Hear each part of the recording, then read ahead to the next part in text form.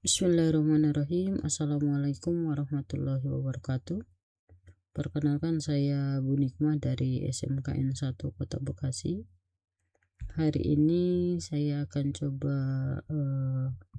mensimulasikan tentang praktek untuk tool yang digunakan sebagai panduan untuk tugas di LMS kita kerja tentang materi cyber security. Kalau kita lihat di sini adalah bahwa di modul yang kita akan gunakan nantinya itu kita menggunakan cyber security.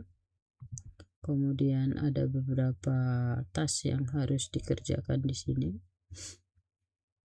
Teman-teman bisa melihat dari tugas-tugas yang di sini ada 2 file yang harus diupload. Kemudian di dalamnya itu ada prinsip manajemen akses untuk yang pertama.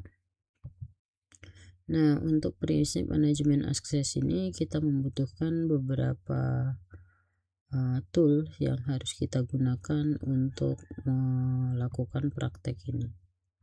Di sini kita harus memahami tentang ancaman dan kerentanan umum dulu, baik itu motivasi dari sebuah penyerang, kemudian peluang atau celah yang kita terbuka yang tanpa kita sadari. Dalam sistem operasi yang kita gunakan itu, ancaman itu bisa berupa malware, ransomware, sampai serangan rekayasa sosial, hingga incident threat atau ancaman dari dalamnya. Kemudian kelalaian manusia ini, pengguna akun bersama hingga pemberian hak akses berlebihan adalah pintu tak terkunci. Oleh karena itu kita harus memutuskan pertemuan dari penyerang, yaitu niat yang jahat tadi itu dengan celah-celah yang harus kita tutupi atau celah kerentanan yang terbuka tadi.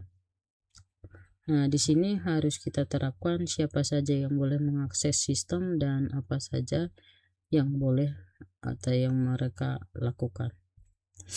Nah, 3 prinsip manajemen akses ini harus ada kerangka kerja dari AAA, yaitu authentication, authorization, accounting. Dengan langkah-langkah ini kita bisa mencegah. Nah, di sini kita bisa mencegah eksploitasi ancaman, di mana autorisasi atau list privilege itu mengatur file permission, chmod, chown, sama chain-group agar ancaman seperti malware atau incident threat itu tidak bisa merusak sistem atau melampaui batas kewenangan. Jadi ini harus jelas dulu. Kemudian autentikasinya mengaudit bagaimana identitas kredensial dipisahkan secara aman dalam sistem etc password dan etc shadow untuk mencegah pembobolan akun. Kemudian yang ketiga, accounting, menganalisis log sistem file log authentication untuk melacak jejak anomali atau siapa saja yang coba mengakses ke server kita. Nah, di sini teman-teman harus bisa menyelesaikan serangkaian praktek mandiri di Linux, manajemen akses dan audit. Nah, di sini juga kamu bisa berlatih membangun lapisan pertahanan paling esensial ya. Tujuan dari lab ini adalah memahami dan menerapkan prinsip manajemen akses, authorization, dan accounting pada sistem Linux, di mana teman-teman itu nanti bisa praktek lagi. Fokus utama praktek mandiri, file permission, kepemilikan, audit user, login, dan kontrol akses. Capaiannya bagaimana? Capaiannya nanti teman-teman bisa menjelaskan perbedaan permission, ownership, dan group di Linux, kemudian diterapkan, kemudian diidentifikasi, kemudian dilakukan audit log, terus penerapan kontrol ACL, kemudian menarik beberapa kesimpulan dari hasil log. Nah, tool yang digunakan atau spesifikasi perangkat lunak yang digunakan oleh teman-teman itu bisa menggunakan VirtualBox, kemudian OS Linux, di sini kita bisa menggunakan Ubuntu Server 2204. Ini yang rekomendasi, kemudian akses user, 1 user biasa dan 1 user admin. Jadi tool ini yang harus kita penuhi dulu untuk hari ini. Untuk langkah pertama saya menggunakan VirtualBox. Kemudian teman-teman bisa, ini tadi yang LMS kita kerja sudah. Untuk VirtualBox-nya teman-teman bisa download di sini.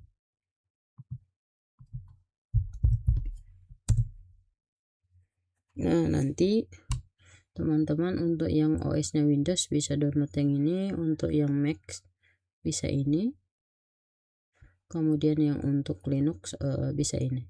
Oke. Kemudian langkah yang kedua adalah untuk download file ISO Ubuntu-nya.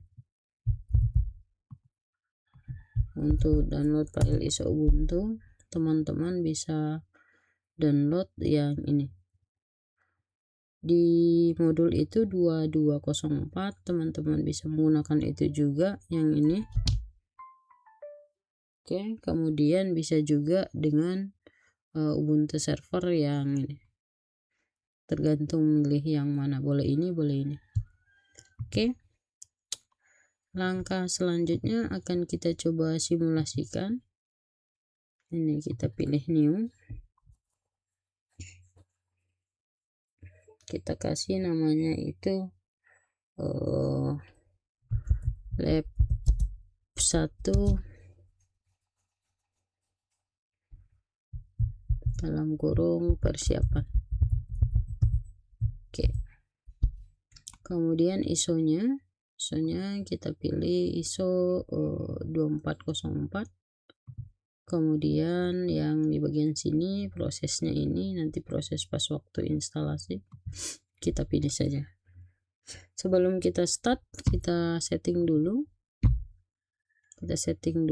Untuk prosesornya saya ngasih 2,4 2048 sekitar 2 GB biar cepat. Kemudian storage-nya udah dimasukkan, networknya ini saya kasih bridge, kemudian permission mode-nya saya allow, kemudian kita oke. Selanjutnya kita start.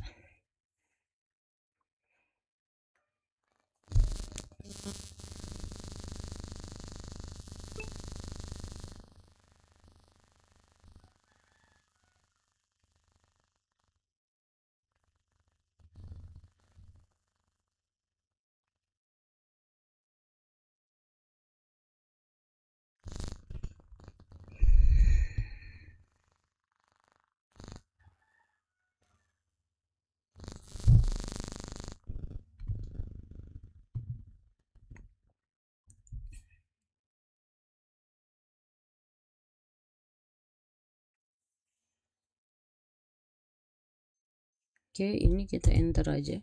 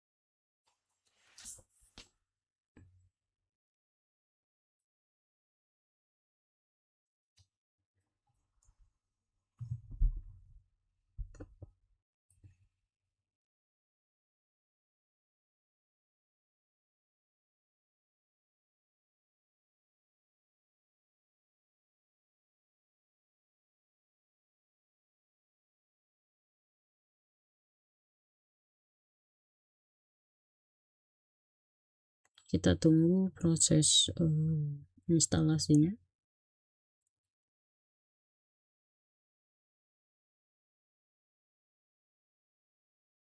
Oke, untuk tampilan awal kita menggunakan bahasa Inggris. Kemudian installer update, kita pilih continue without updating, kita tekan enter aja. Kemudian keyboardnya menggunakan bahasa Inggris. Kemudian untuk proses instalasi kita menggunakan Ubuntu server. Untuk mau pindah-pindah ini bisa ditekan tab ya. Kemudian untuk IP-nya kita menggunakan IP static di sini. Tekan panah atas, kemudian edit IP versi 4. Metodenya kita pilih manual. Untuk subnetnya kita kasih 192.168.8.0/24, kemudian 192.168.8.100. Kemudian gateway-nya 192.168.8.1, kemudian name servernya kita kasih 88 aja. Kemudian kita save.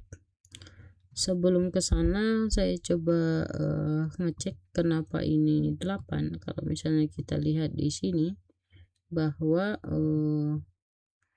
untuk koneksi wifi yang ada di saya ini, yang ada rumah ngoprek ini, untuk wifi nya itu saya menggunakan IP address sekian, subnetnya sekian, kemudian gateway nya sekian, makanya gateway yang di sini 8.1 tuh. Untuk IP addressnya saya menggunakan IP 100. Teman-teman bisa menggunakan selain dari IP yang ada di PC tersebut. Oke, selanjutnya kita tap lagi, kemudian kita pilih done. Selanjutnya dia akan masuk ke proxy server, kita isi done aja. Kemudian selanjutnya untuk supaya dia tidak update, kita coba hapus yang di bagian sini nih. Kemudian kalau kita tungguin nanti akan cukup lumayan lama, kita hapus saja. Kemudian kita tap dan kemudian kita continue. Kemudian use entry disk, semua hard disk kita gunakan. Kemudian kita done, kemudian kita continue. Username-nya kita kasih sesuai dengan yang kita buat.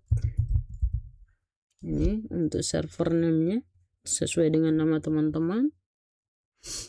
Kemudian pickupnya kita kasih ini, kemudian passwordnya, ini untuk password karena kita simulasi saya kasih yang mudah aja, tapi untuk selanjutnya teman-teman harus menggunakan password yang kuat. Kita instalasi OpenSSH, ini pilihnya spasi untuk memilihnya, kemudian kita tap lagi, kemudian kita done.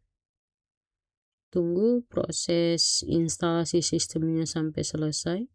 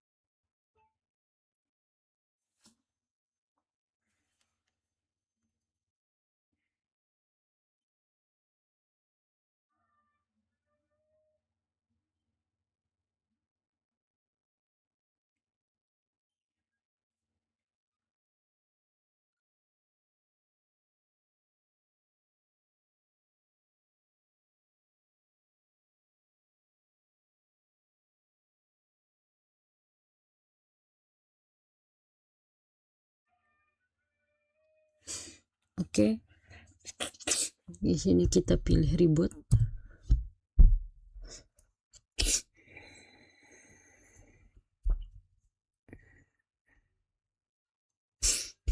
Nah, untuk pilot yang di sini device-nya kita keluarkan dulu ISO-nya.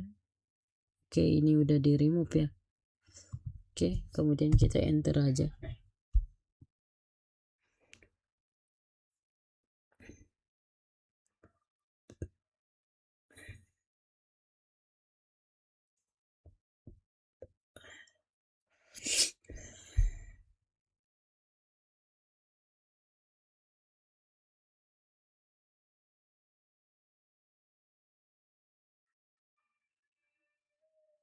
Oke,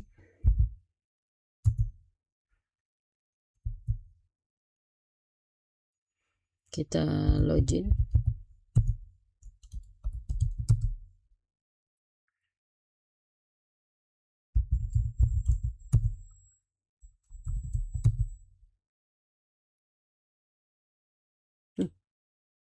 Login incorrect.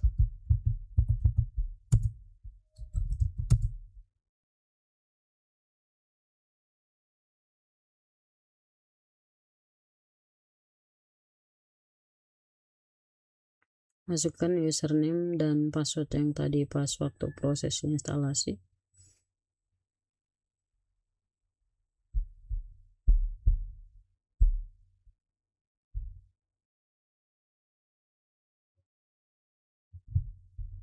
Oke, kita Ctrl C, kemudian kita cek IP address-nya. Di sini kita lihat IP address-nya 8.100 ya. Kita coba remote pakai SSH. Teman-teman download SSH dulu. Downloadnya itu bisa di sini. Download putih. Nah, yang ini. Kemudian teman-teman bisa melihat download putih. Kemudian bisa pilih yang ini. Yang ini. Nanti tampilannya akan seperti ini.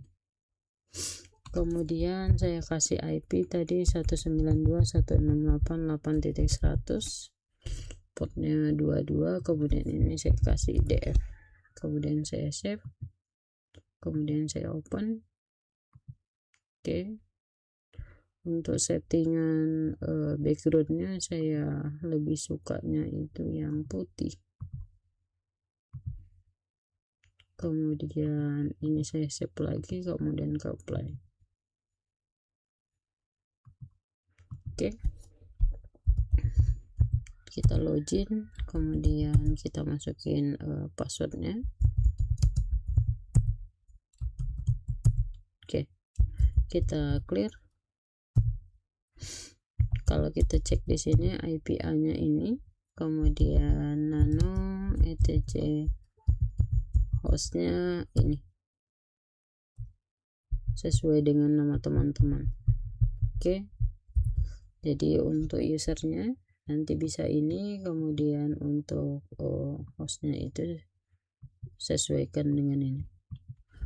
Mungkin itu untuk yang pertama tahapan proses instalasi si Ubuntu biar cepatnya. Kemudian yang berikutnya adalah untuk update paketnya. Ini saya copy dulu, kemudian kita paste di sini. Oke. Kemudian repositorinya bisa menggunakan ini atau Dominesia. Saya lebih familiarnya dengan Dominesia. Ini kita copy aja. Kemudian kita masuk ke cd etc apt source list.d. Kemudian kita ls. Kemudian kita masuk ke Ubuntu. Oke, yang ini kita hapus dengan perintah Ctrl K, Ctrl K, Ctrl K. Kemudian kita paste yang Dominesia. Ctrl X, yes. Kemudian jangan lupa kita apt update.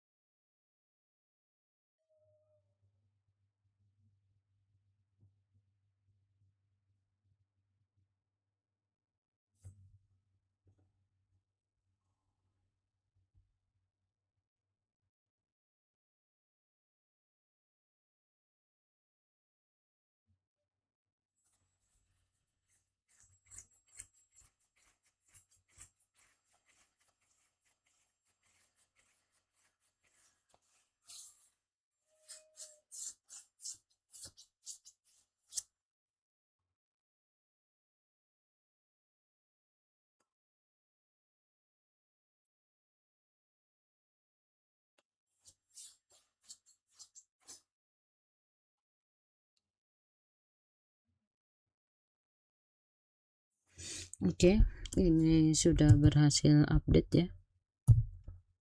Jadi kalau misalnya kita lihat itu ada 165 paket yang sudah di-upgrade. Ini. Kemudian kita coba clear. Kita coba ping ke 88. Oke, play. Kemudian kita coba ping ke google.com. Replay. Oke. Untuk tahapan yang pertama, tool ini sudah selesai. Satu user biasa, akses usernya user biasa, satu user admin sudosu. Ini maksudnya adalah ketika kita exit, kemudian ini user biasa, kemudian kita masuk ke super user sudosu, itu kita bisa menggunakan perintah ini. Itu untuk materi yang pertama, untuk persiapan teman-teman instalasi si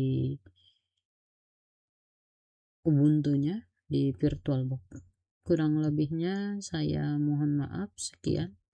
Assalamualaikum warahmatullahi wabarakatuh.